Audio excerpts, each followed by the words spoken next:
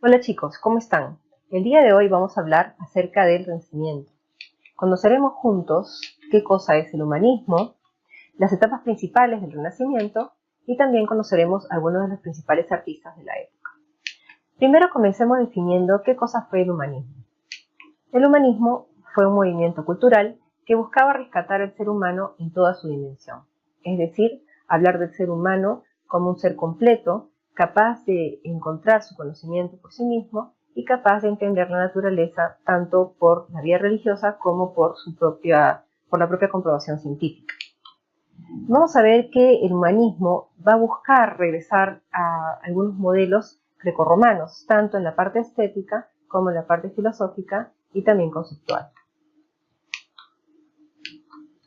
Algunas de estas características son la revalorización del ser humano, un gusto por todo lo que fue la cultura grecorromana. Va a haber una diferenciación entre lo que es la fe católica, la fe cristiana y el conocimiento, el mundo de la ciencia. Y también va a haber una pretendida renovación de la moral. Es por ello que en esa época, por ejemplo, va a surgir el protestantismo.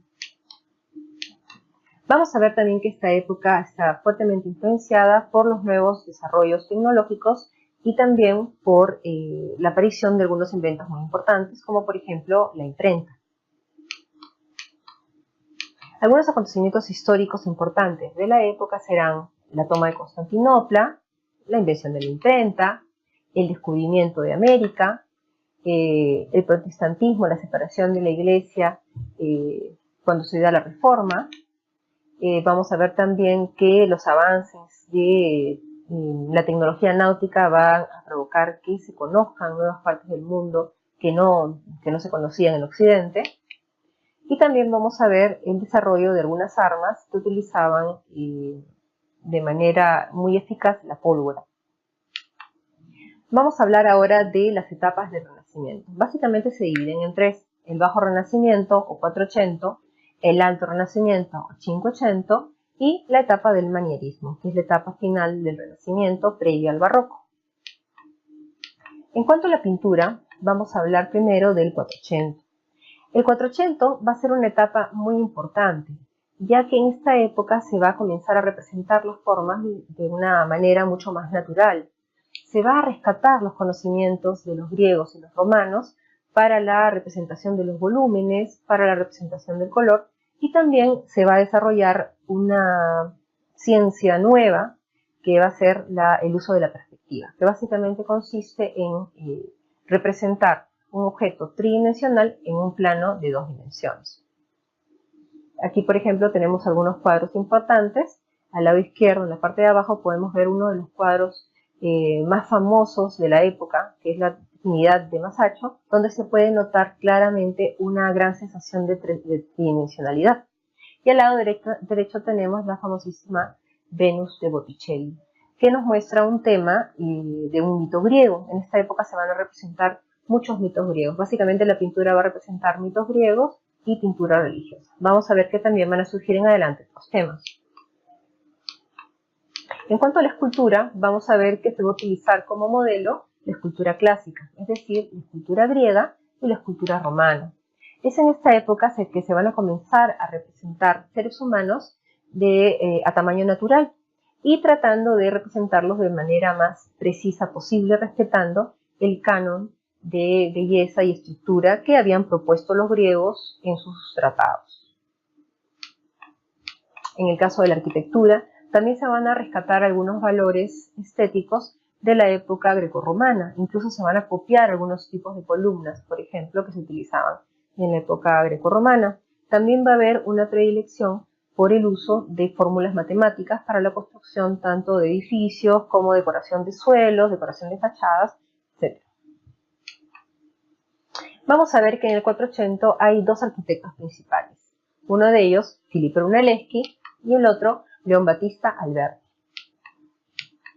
Vamos a ver ahora la pintura del Alto Renacimiento o el 580. Esta es conocida como la etapa del mayor florecimiento en el Renacimiento en las artes y la cultura. Si bien el 400 se desarrolla en Florencia por auspicio de familias adineradas, muchas de ellas comerciantes, en el caso del 500 el arte se va a desarrollar básicamente auspiciado por la iglesia, y es así que de Florencia este apogeo se va a trasladar a Roma. Vamos a ver mucha pintura de tipo religioso, con muchos efectos, muy naturalista y colores bastante vibrantes. Uno de los pintores más famosos de esta época va a ser el famoso Miguel Ángel Buonarroti, autor de la pintura de la Capilla Sixtina. Aquí tenemos, por ejemplo, una pintura de Rafael Sanzio, otro de los importantes autores de esta época, donde se representa la escuela de Atenas, donde podemos ver a muchos pensadores importantes de la época grecorromana. En caso de la escultura, vamos a ver que también hay una gran influencia de la escultura grecorromana, y uno de los principales representantes de la escultura del 580 va a ser también Miguel Ángel Buonarroti. Aquí tenemos, por ejemplo, al lado derecho, en la parte inferior, la imagen de la famosísima Pietà, que representa a la Virgen María en sus 15 años, cargando el cuerpo de su hijo muerto. En el caso de Lima hay algo particular. En el Museo de Arte Italiano podemos encontrar en el frontón las réplicas de dos de las más famosas esculturas que hizo Miguel Ángel Buonarroti, que se trata de la Aurora y el Ocaso.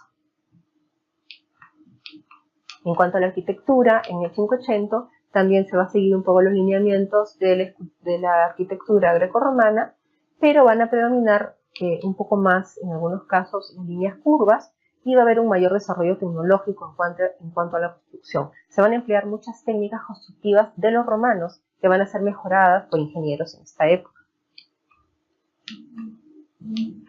Y llegamos a la etapa final del Renacimiento, con el particular manierismo. ¿Qué cosa es el manierismo? El manierismo va a ser la época final del Renacimiento, en la cual algunos artistas se van a sentir en la libertad de comenzar a crear formas particulares, formas muy personales. Van a comenzar a deformar algunas figuras, como en este caso, alargarlas, estirarlas, probar con nuevos colores, con efectos visuales, en algunos casos incluso creando imágenes totalmente fantásticas, como el caso de la imagen que estamos viendo aquí de Giuseppe d'Arcimboldo, que utilizaba objetos, animales y plantas para crear nuevas formas.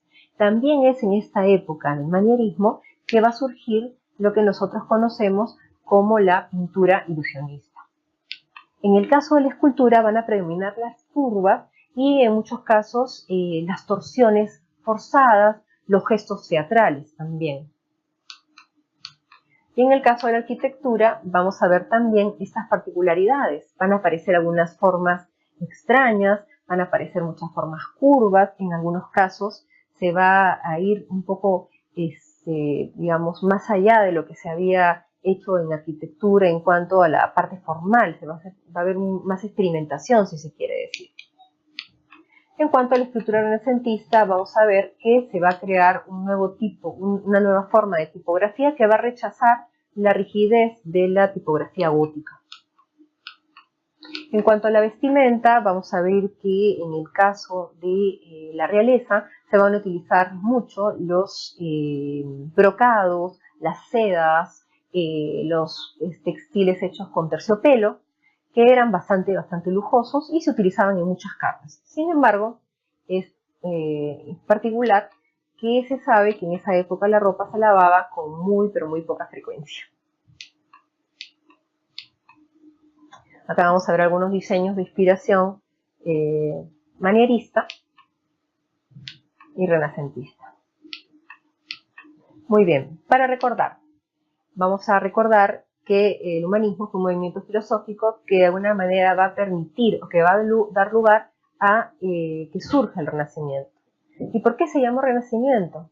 En realidad fue un término que se acuñó recién en el siglo XIX y de alguna manera hacía alusión al final del oscurantismo de la época medieval. Pero como hemos visto en otros videos anteriores, hemos visto que no era tanto así, era simplemente una percepción que existía en el siglo XIX.